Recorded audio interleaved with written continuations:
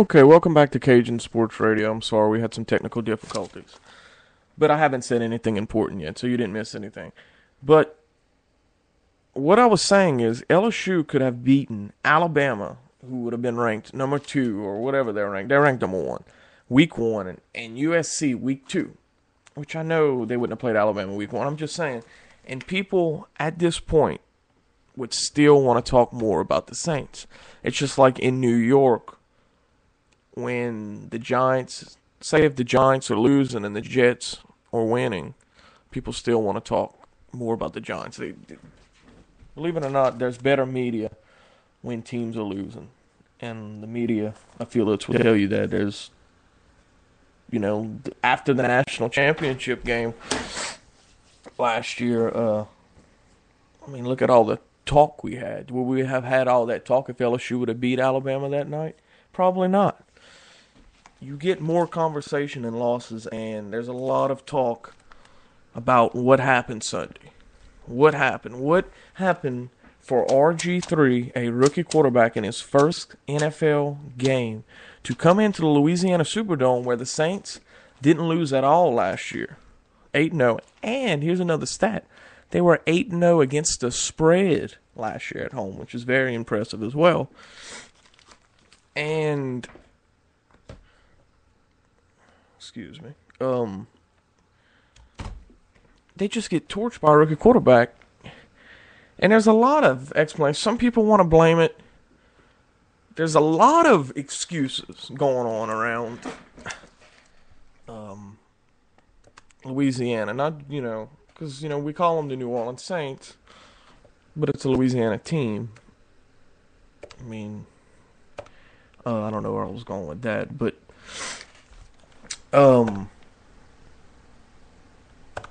we're hearing excuses. It was the referees. This is some of the excuses that I've heard this week. It was these replacement officials. They blew some calls, which they did. There was one of those pass interference that Roman Harper got called on a pass interference towards the end of the game. That was just terrible. For the most part in the game, though, I think they did a good job. They did a great job in the opener Wednesday night. Even Roger Goodell said that they did. But Sunday, I don't know if any of you watched Sunday Night Football on NBC. They did a terrible job Sunday night, in my opinion. And it's just, that's what we're going to get with these referees. And I think when it's all said and done, who knows how many games will be affected by this. But let's get back on track. Some people want to blame the replacement officials. Some people, of course, want to blame Sean Payton not being there. Some people want to blame their interim head coach. The interim head coach, Cromer, not doing a good job.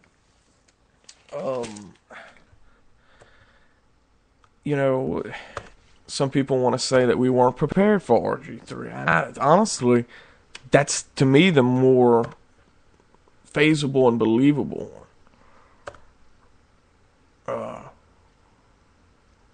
In my opinion. To me, if you're going to complain, that to me is the more, it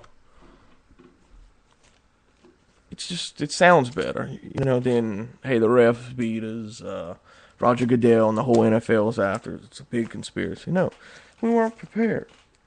Drew Brees in that game completed less than 50% of his passes for the first time since 2006. That right there is, to me, a mind-boggling stat. I know a lot of people don't look much into that, but to me it says a lot. We bogged down in the running game early. We were forced to give up on the running game early.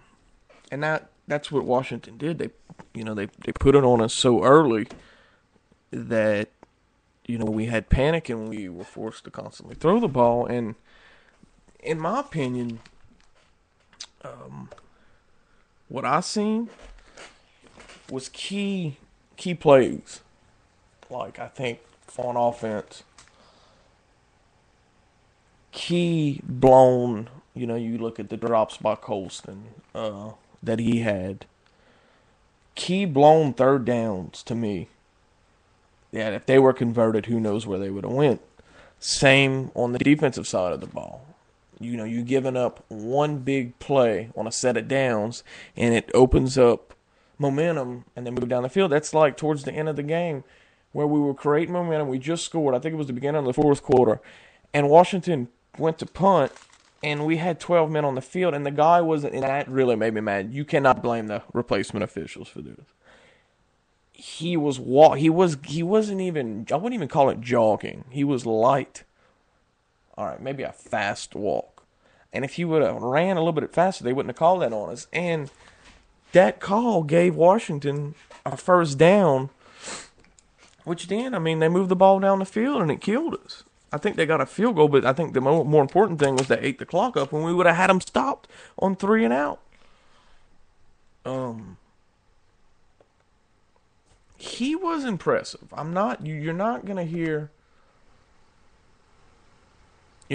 me say that he was not impressive, and I'm talking about RG3.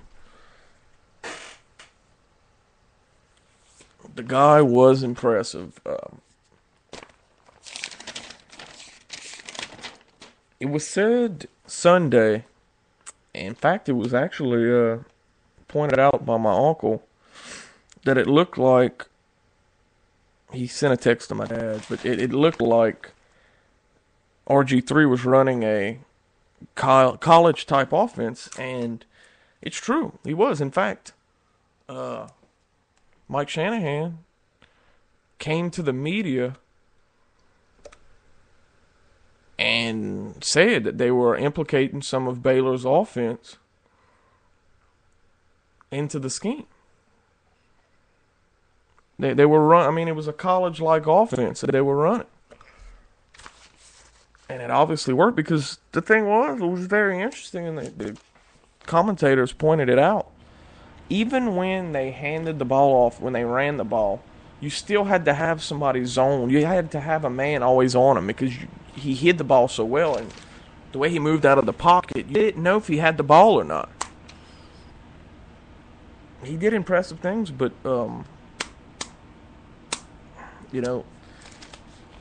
main thing was, okay, at the beginning of the game, every blitz that we went after blew up in the Saints' face. One, the Malcolm Jenkins blitz, the first one. He hesitated on the blitz, which, that was the big touchdown. Remember the big 88, the first one, the 88-yarder. Then he blitzed again, but he lost containment, and that gave up a 26-yard play. So in the 2 attempts that he blitzed, it didn't pan out too well. Later on in the game, though, the blitz did start to work pretty well. It started to come around. But it was too late, and we did, to me, in my opinion, it said a lot that we did make it close. I'm not going to lie. I went to the Red Zone channel. I found out at the end of the game, when Lance Moore scored, I found out through the Red Zone channel. I was mad. I started watching other games. Of course, then I turned it back, but I figured the clock was going to get ran out and it was going to look bad. We did put up some effort at the end there. We could have put more of a defensive effort, but all in all, I think we're going to have a hard time getting to the quarterback this year. I just think we're going to have a hard time. It doesn't look like we're going to have that great of a pass rush, in my opinion. But we're going to talk more about this game as well as all the other NFL games. We'll talk some what's coming up this week.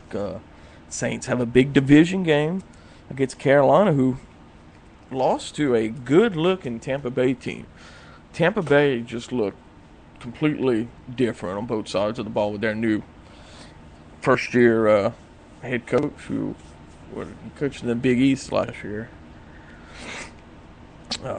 And they just looked completely different on both sides of the ball. And,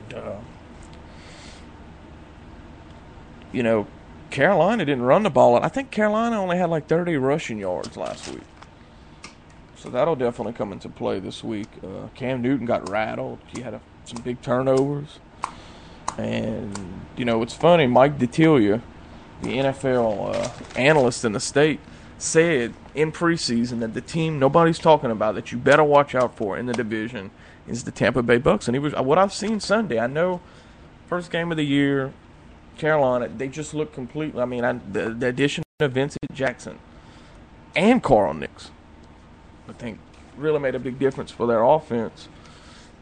And I think that's going to be a team to watch out for that nobody's seen coming. It's Tampa Bay in the NFC South. That's why, you're always told by some of the big handicappers in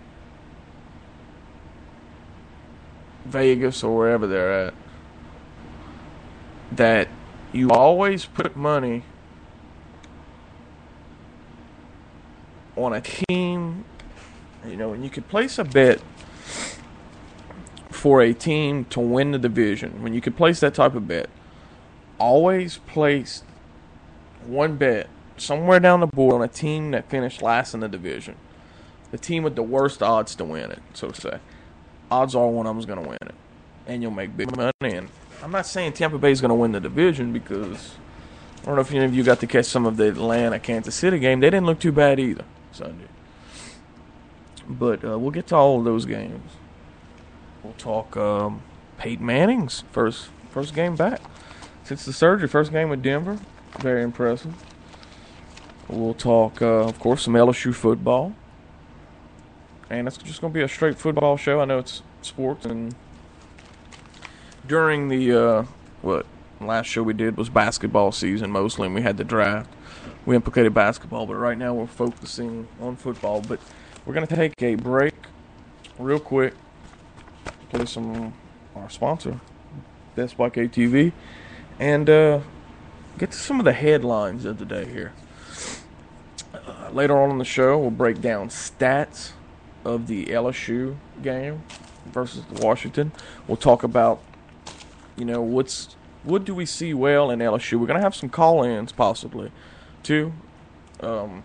possibly 2 to 4 call-ins. Who knows? If you're listening, just let me know. Text my number, and we'll get you in. But Jason will return to the show. He had to work tonight, but we look forward to that.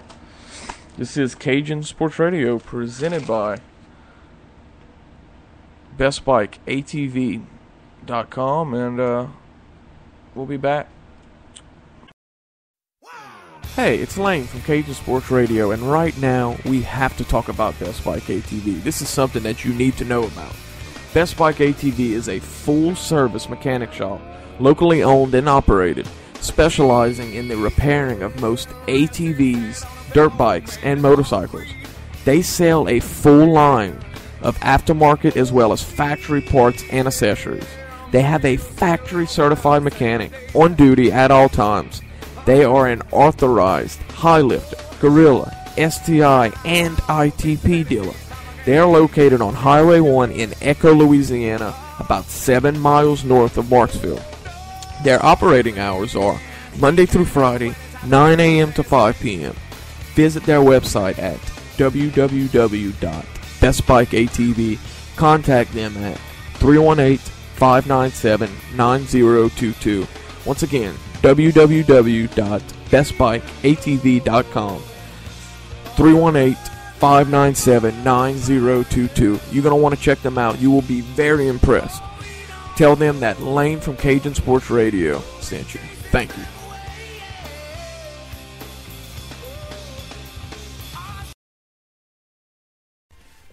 Hi, it's Lane from Cajun Sports Radio, and I just want to say that Jason and I really appreciate you listening to the show, and I also want to say that you can listen Monday through Friday live. Sometimes on the weekends we're live as well. Or you can listen to the replays of all of our episodes on CajunSportsRadio.blogspot.com. I also want to talk about advertisement opportunities for your businesses, whether it be local or national or an online business. We can help you out with that, as well as we do voiceovers, or you can send your own voiceover in. We have great deals right now, and the listening count is up, so, we can really help your business out. You can contact us on our website, or you can contact me, Lane, at 318-613-0182. Thanks. And once again, thanks for listening.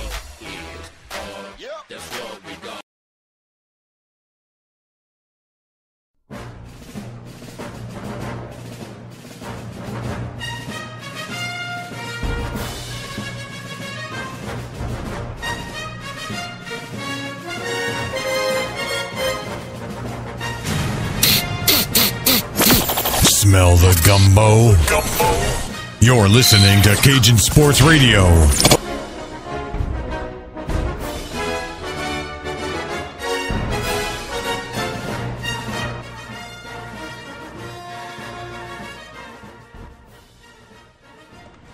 Welcome back to Cajun Sports Radio, Wednesday, September 12th edition. And we are finally back to football. We're a couple of weeks in to college football. We start week 3 tomorrow night, and we start week 2 NFL tomorrow night, as well as the Thursday night NFL Network games are year-round now. I think just week 16 and 17, I think we don't have them, which is fair. I think that makes sense. That way, you can't say that the short day of rest affected, your playoff, because you'll have teams who won't be in the race week 16 and 17, probably playing teams who will, and they could say the rest. I just think it was better that way. It's almost fantasy football schedule-like. But here's the headlines of today. And the main story of today nationally in football, well, all of sports, was Notre Dame will be in the ACC in all sports but football. But in football, I think they signed a contract where they would play 5 ACC games a year. So it looks like they're in football. They didn't want to completely dive in the pool. They just wanted to kind of test the water out and see, and who can blame them? They have the NBC TV contract for all their home games. They don't really need a contract. In fact, the BCS has its own set of rules for Notre Dame. How you like that? So, I don't blame them for football. But it's going to definitely take away a couple of their rivalry games, because now you have to give 5 games. I think it's 4 or 5 games. Let me double check that. Of your schedule to the ACC automatically. It's going to be very interesting to see here. And what's bad is you're not counting them as conference games, so they could hurt your strength of schedule when it's all said and done. Because Notre Dame, actually, believe it or not, is usually up there in strength of schedule every year. They usually have one of the tougher schedules because they play, all of the big teams around the country. I know they don't play any SEC teams, but they play Michigan, Michigan State, USC. Those are big name schools, but let's see. Can't find the number. I know it's in all other sports. First text message in.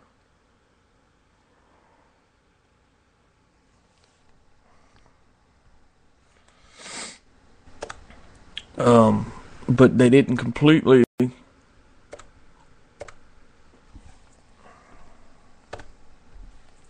go in for football. They're just going to play a few games this season. So, I think it's 4 or 5. I don't know. I'm spending way too much time on this, and I'm distracted looking for the answer.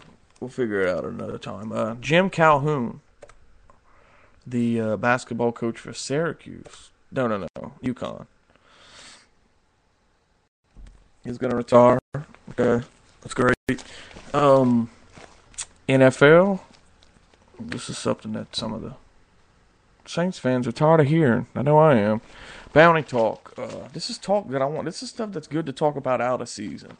We have football now. I don't even want to hear anything about the bounty. I don't care. But the Bounty 4, as they're called, will meet with Goodell Tuesday, and we'll see where that goes. We'll worry about that Tuesday.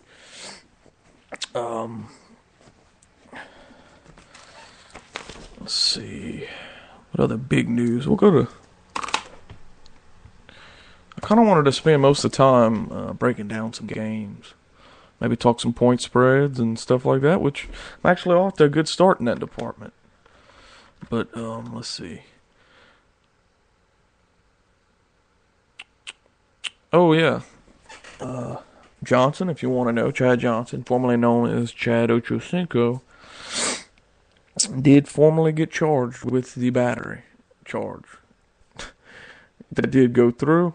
And if you got to watch Hard Knocks, that ended up to be a very interesting thing. I mean, it was all caught on camera. And if you didn't get to watch Hard Knocks this year, it's probably, basically, I think this season basically almost ended, might be the end of the Hard Knocks franchise, just to what happened. I mean, pretty much everything that happened on this year's Hard Knocks was boring compared to what happened in 2010 with the Jets.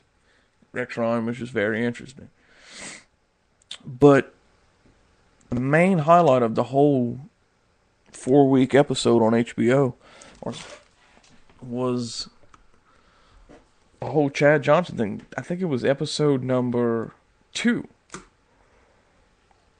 Yes, it was episode 2. The end of episode 2. They play a preseason game, and then they film Chad leaving. Then they film Chad getting arrested.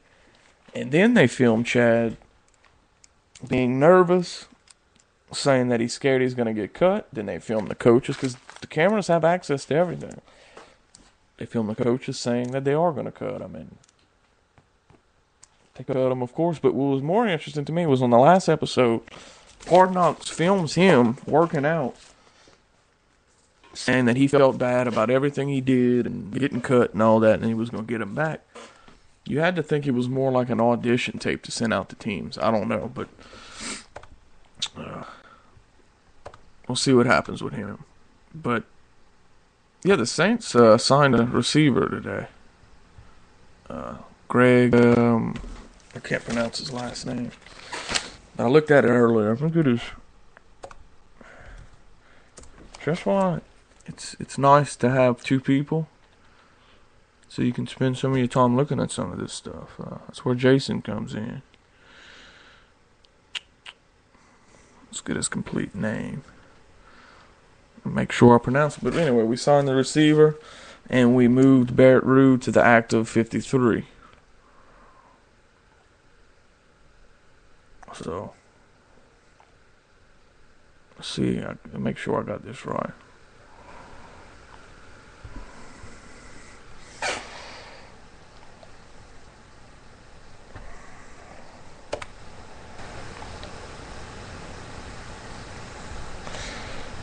Yeah, Greg Camarillo, or whatever.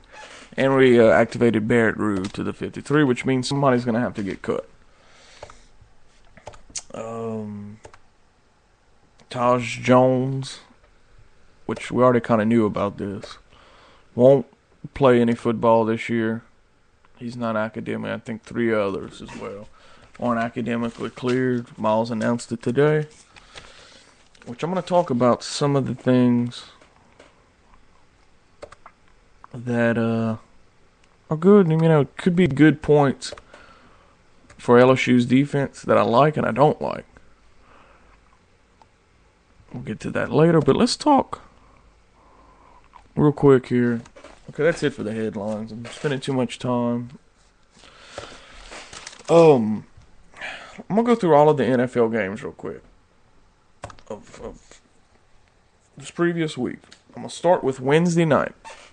Send me a text at 318-613-0182 if you want to come on the show and ask questions. I have Skype connected through the show, but I have to call you.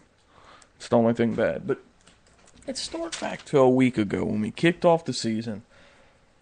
Special Wednesday night kickoff because of the whole presidential speech thing. To me, it had a bad feel to it, football on a Wednesday night. But Cowboys get the win here in a 24-17 defeat. And I watched all of the game, of course. And the thing that I seen the most out of this game was the Giants just getting torched in the backfield and Romo picking them apart. Dallas had 290. They had 100 more passing yards than the Giants, which in recent years, I mean, in play-wise, completely the same. I mean, they're only 3 plays off. Average yard per play, 5.0 for the Giants, 7.6. So that's not that big of a deal. Now, hold on, it gets worse. Passing, I mean, Eli didn't throw a pick. Romo did. Completions are about the same. Yards per pass, though. Here's where it gets interesting. 4 yards more for Dallas than for the Giants, and that adds up. That's still not everything. Rushing yards. Here's where it starts. It keeps getting worse and worse. 143 for Dallas, 82 for the Giants. Big difference. You have, average rush per play. I mean, that's the thing here. And here's the Giants, once again, like so many fans like to say, when they run the ball, they win. It doesn't work like that. You're forced to give up on the running game at some point because you need yards quick and you need to score fast. So when the Giants ran the ball, they ran it well. They only ran the ball 19 times. They averaged 4.5 yards a pop. But Dallas ran the ball 26 times and averaged 5.5 yards a carry, which is great. Penalties. Dallas had 86 penalty yards. The Giants only had 33. The main difference here, the 10 minutes of possession time. You look at possession time, and it usually tells a story for every game. But I'll tell you right now, the main difference in this game was the big plays given up by the Giants secondary. They just, in my opinion, just got torched. I mean, and then some might argue that, it was the Cowboys, Romo picking them apart. It was the Cowboys receivers. I didn't see it. I seen more blown defensive coverages than I did good throws and good moves by the receiver. But we'll see. Key guy at Kevin Ogletree, who I have right now. Conveniently, I have him pending in my waivers. Hopefully I get him.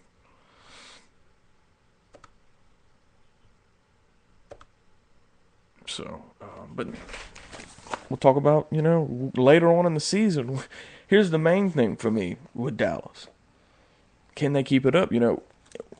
This is a one game, but the more important thing here is I think Dallas was the first team to go in on that first night of the season, usually when we open up in the Super Bowl champ's house, to go in and beat the Super Bowl champ. So, good things there. I think a bigger story of that game was Jerry Jones getting his glasses cleaned by one of his employees.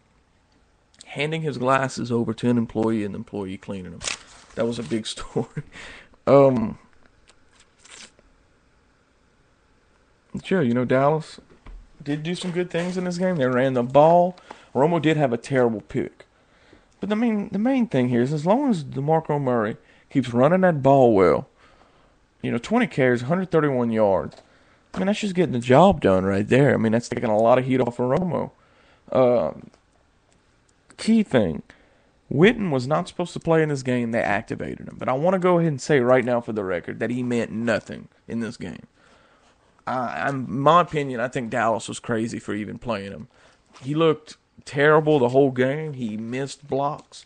He played, to me, more like 50% than anything else. That was a dangerous move, and I think he meant nothing to the game.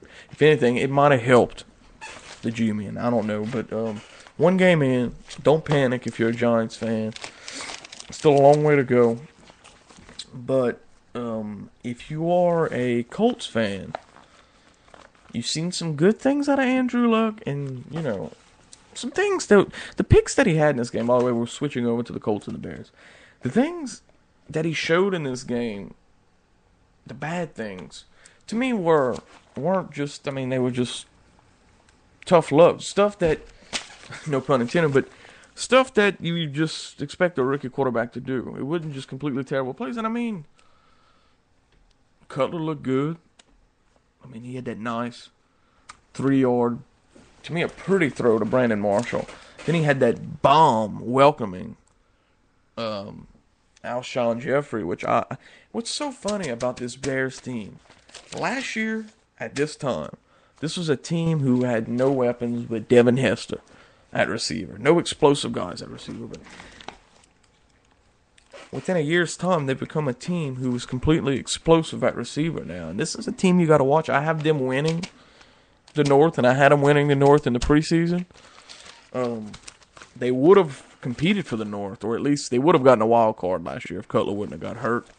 But let's talk about, Andrew Luck. I mean, this isn't bad stats. 23 for 45, 309 yards. He did have the 3 picks. I mean, that you could do without. But he completed more than half of his passes. At least that to me shows a lot. And by the way, picks are counted as interceptions. So he did get sacked 3 times, but he finished with a 53 rating, which isn't that great. And you go over to the other side, even though Cutler had a pick, he had a 100 rating, which is great. But Andrew Luck, I just can't see. I mean, were the Colts thinking that they had a chance to win this game? Or the Saints game was going on at the same time. I didn't get the Reds on it. But 15, including 2 Andrew Luck carries. 15 rushing plays? I mean, you can't put this whole thing on Andrew Luck here. You know that they're being realistic in Indianapolis. They know that they're not going to make the playoffs this year. In my opinion, they don't have the talent around them. I do like that they got, what's his face on defense, though. They made that trade from Miami. He was Vontae Davis. But, I mean, I just can't see. Minus the Andrew Luck rushing plays, they ran the ball 13 times. And then you have the beast on the other end, Matt Forte. Almost hell. I mean, it got ugly, his contract disputes. I mean, 16 carries for 80 yards. He averaged 5 yards a pop. He had that touchdown. And then he goes and catches 3 passes for 40 yards. He's just an animal. And I have to say, Michael Bush, from the replays I've seen and from the stats, and I did watch some of the game, the runs that I did see Michael Bush made, in my opinion, look good. But receiving, Brandon Marshall, 9 catches for 119 yards. His first game as a Bear. Now, don't tell me that, they get to hook up again. Brandon Marshall and Cutler did play together in Denver. And I think Marshall at one point he caught like 20 passes in a game or something like that. 9 catches in this game. And the only person who came close to catching 9 was Jeffrey with 3. Who caught 3 big passes. So he targeted Marshall 9 times out of 21 attempts. That's almost half. They can do some good things as long as the right people stay healthy in Chicago. I know a lot of people who listen, and I know a lot of people who don't like Cutler. But you got to admit, he does have talent. When you give the man time to throw the ball, he could do some impressive things. Devin Hester, he only returned 1 punt in this game because I don't think they punted, but no, I don't know, that makes sense. I don't know why he only returned 1 punt, but it was a 23-yard return. That was pretty well. So, but on the other side, you look at Reggie Wayne. He got targeted 9 times by Luck too for 135 yards. He moved. Luck distributed the ball all around. I mean, I seen some good things out of Luck Sunday. I really did. And I was actually and I can't say this much by overhyped players. I was impressed with how he played in preseason. And to me, he was underrated. His play in preseason, in my opinion, was underrated. I just think we might have an interesting quarterback class this year. Could this be the same as, 83? Whatever year it was, when all those Pro Bowl quarterbacks came out. Or all those, Hall of Fame quarterbacks later on with John Elway and company. This could be one of the better years of drafts for the quarterback position. So, but yeah, the Bears are definitely going to be a team to watch out for, and who knows, we might get some interesting thing out of the Colts. I just hope they don't try to put too much on Andrew Luck. I don't like only 13, rushing plays. I know it's down as 15, but 2 of those were Andrew Luck's. But now let's move on to this game, which I was not impressed at all by both teams. I don't think if the NFL ought to create something where neither team wins in some games, because if there would ever be a game where neither side would win, it would be a game like this one. Eagles-Browns, 8 total interceptions in this game. Yeah, I said it. 8 interceptions. This is not, in my opinion, in my opinion, makes the NFL look bad. I did see some good things out of the Eagles' defense, and I seen some bad things out of the Eagles' offense. But I'm gonna just tell you the quarterback stats in this game. Let's look at Vic. He goes 29 for 56. He attempted 56 passes. I don't even know why we even bought. And the crazy thing is they ran the ball 30 times too. They had a lot of plays in this game. He attempted 56 passes, completed 30 of them, which that's a good stat. 317 completions. He only averaged 5-6 yards a pop per completion. 2 touchdowns, 4 picks. His rating was at 50.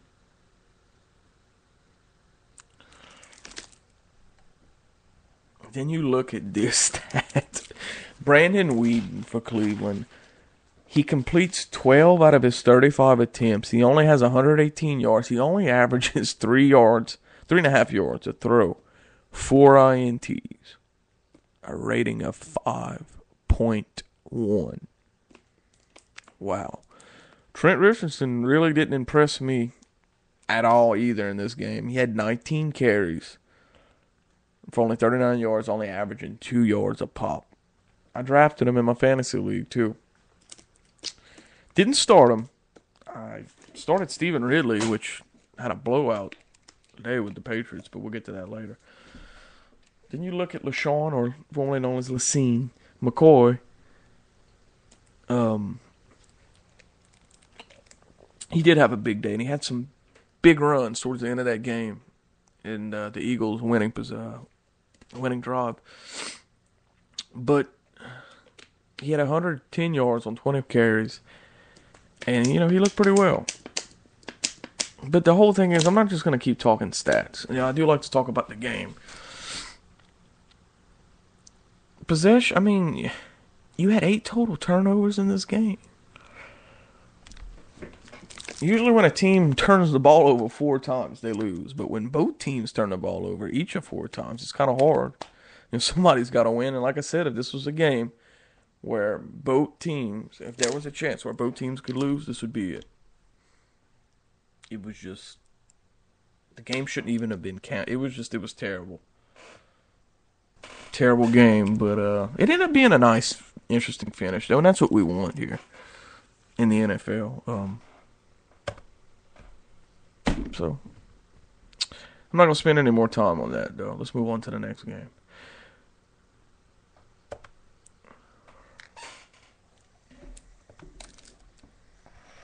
Okay, let's take a break.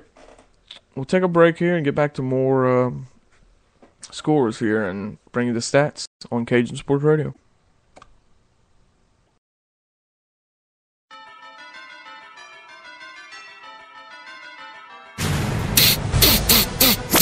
Smell the gumbo.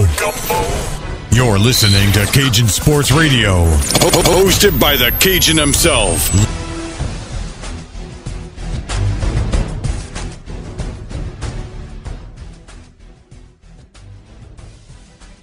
Welcome back to Cajun Sports Radio. Excuse me, we're having some technical difficulties once again. And there's no we, it's me. No help today. But I can only blame myself because I decided to do this show last minute. I haven't done a show in 6 months. But we'll be more prepared last time. Now let's run through some of these scores here. The Rams lines. Really unbelievable effort by the Rams. Really, this game, I think Stafford turned the ball over twice in the red zone, if I'm not mistaken. But he throws that winning TD to beat the Rams and avoid a big collapse. But the Rams they showed some promise in this game. They showed some good things. I just want to look at the quarterback stats. Bradford didn't throw a pick. Like I said, Stafford did. He threw 3. But he, came back with 355 passing yards. This guy's elite. There's no arguing that. He did get to target his big man, Megatron, for 6 catches and $111. So they get it done, get the win. They make it interesting, but they get the win. And Detroit will play San Francisco on Sunday Night Football. That's going to be interesting. The Patriots just destroyed the Titans. Ridley, the main story of this was how good Ridley looked, and Tom Brady's bloody nose. It's about the only things I got to say about that one. Now let's talk about our division, our rival, intra-division, the Atlanta Falcons. They took on the Chiefs, and they look good. I mean, this Julio Jones, I think if there's a way for somebody to get better every time they step on the field, this guy does it. I've been watching this cat since he was in high school. I watched one of his games when he was in high school. I remember at one point, I've been trying to find this on the internet too. When he was in high school, he flipped the Suburban in his backyard, and they just left it there. And yeah, it was on ESPN, but yeah, this guy was a big recruit, had a good career at Alabama, but look at what he's doing in the NFL. Talent will come out in the NFL. That's one thing. You see these LSU running backs. We got 5 of them. You best believe that at least 2 or 3 of them are going to go to the NFL and probably get twice the stats that they got in college. There's more plays, there's more games. It always comes out. But they didn't even run the ball really. Michael Turner only had 32 rushing yards. It was just Matt Ryan just lighting it up. They played good D late, not early. It was kind of a shootout. In fact, the Chiefs scored early first, if I'm not mistaken. But Falcons get the W. They're gonna be a team to watch out for. Unbelievable talent at the receiver spot. And I will say this: a lot of people might not like this comment. They have the best set of receivers in the division. Sorry, they do. Front to bottom, they just have the best set of receivers. With Julio Jones, Roddy White, that right there is enough, But we'll see where that goes, and it's going to be interesting when we do play them. Jags-Vikings, this one was another interesting one. They went into overtime. It was the first overtime game with the new rules that take place. No, it was the playoff rules, but they now take place full year-round. And in fact, when the Vikings kicked that field goal, some people in the stadium thought that they won.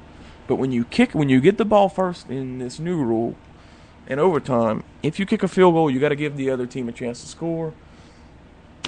And they did. Regardless, they still won. But Jones-Drew didn't start, but he still got a load of carries. He got 20 carries for 80 yards. And he will play a bigger role supposedly this week. I've seen some good things out of Gabbert.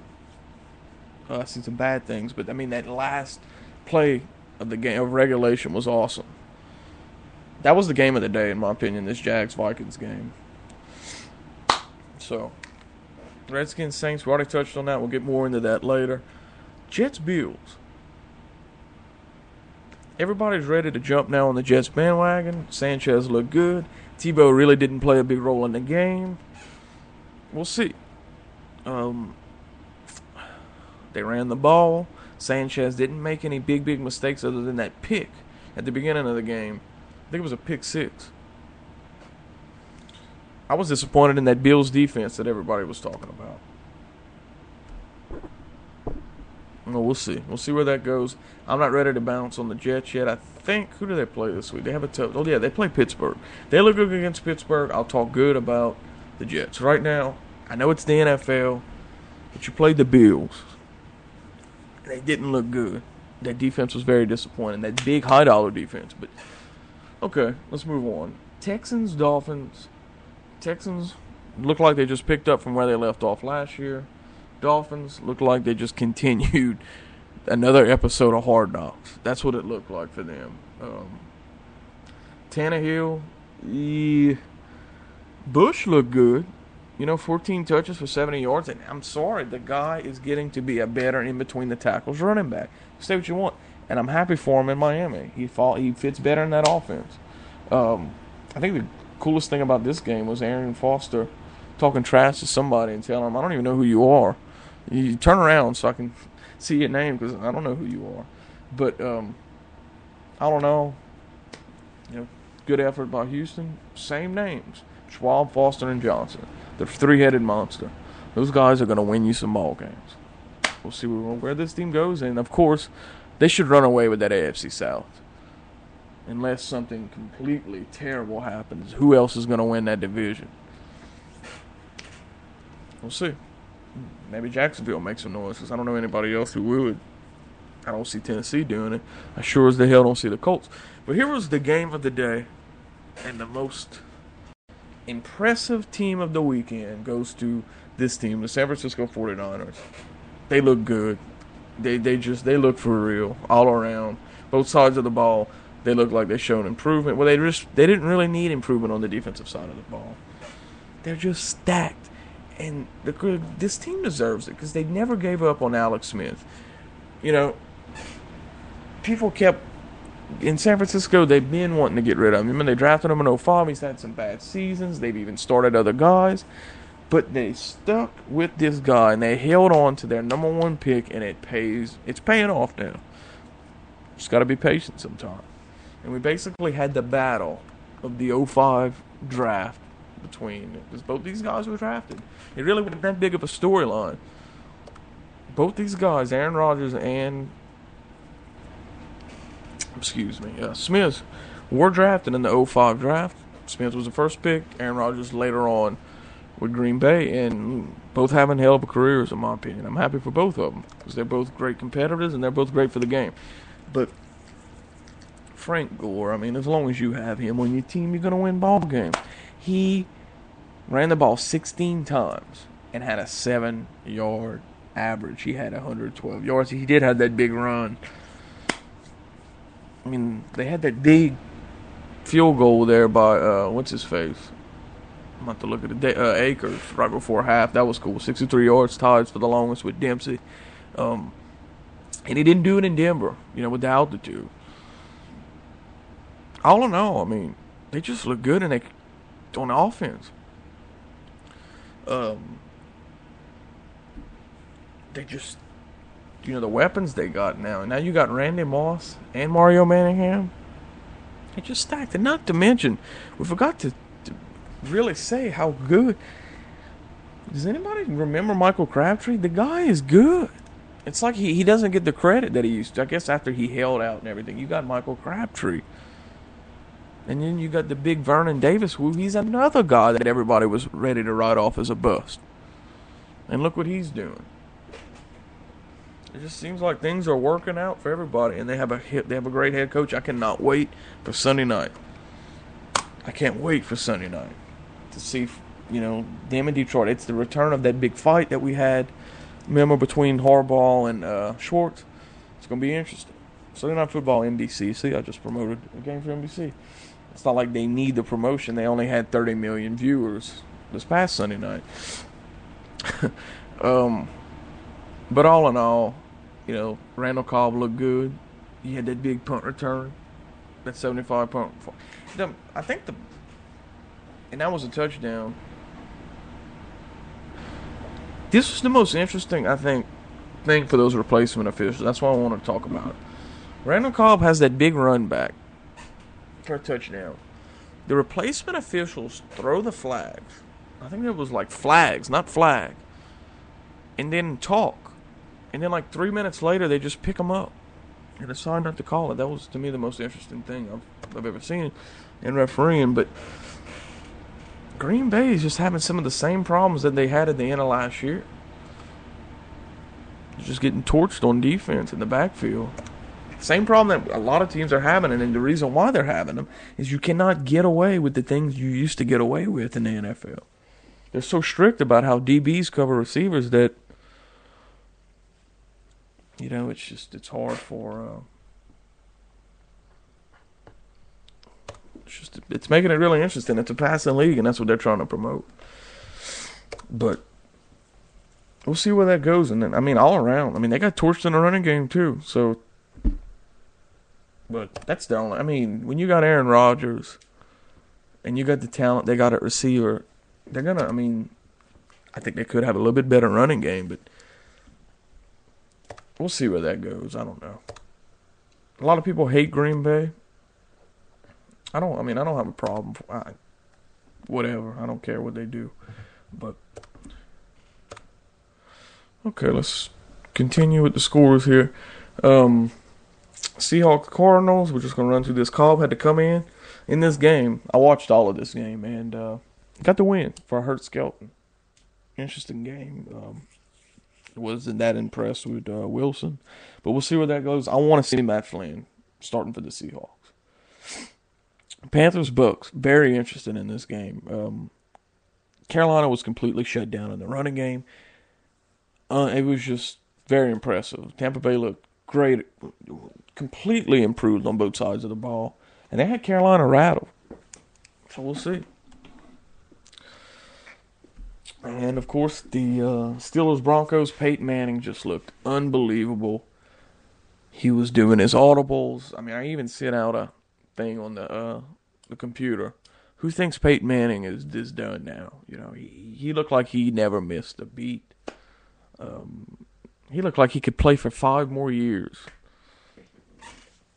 I know it was week 1, and I know people don't want to hear this, but this is a team you're going to have to consider winning the AFC. I know people are saying I'm jumping too hard on them too early, but they look like, with that defense could step up, and they have a young and experienced defense. They have both. They have a little bit of both. They have youth and experience. And they got some weapons on offense too. Now you got Noshawn Marino healthy. Watch out. Willis McGahee. You got the Jacob Tamme guy. And let's not forget about Demaryius Thomas, who once again burnt Pittsburgh again. I can tell you one thing. I don't think Pittsburgh wants to come to Denver anymore. This could be a rematch later on in the playoffs. I don't know. It just seems like Pittsburgh just looks the same every year. It don't matter what the record they've had over the last few years. It just seems like when that Pittsburgh team takes the field, we're looking at the same team. They got talent. And for a while, I thought Pittsburgh was going to run away with it. But key stops by Denver on defense, and Manning just looking completely awesome. He stepped up, and that's what John Elway wanted. He wanted somebody who could play well early and step up big time at the end. Not put the team in a bad spot. And you're not going to get any better than Peyton Manning. I'm sorry. I don't think you might get as good as him. It's very impressive. Ravens look good. Flacco looks good. They take down the Bengals. Chargers Raiders, sloppy game, 2 bad sloppy punts. Chargers get the win. Phillip Rivers looked all right. We'll talk more about that. We're running out of time here. We're going to have a show tomorrow. We're going to talk more about this week's games that are coming up, and we'll just talk football in general. Call-ins bailed. Yeah, we didn't get the call-ins. I just didn't prepare the show enough in time, so we'll see where it goes next week or tomorrow. Thank you for listening to Cajun Sports Radio, presented by Best Bike, ATV.com.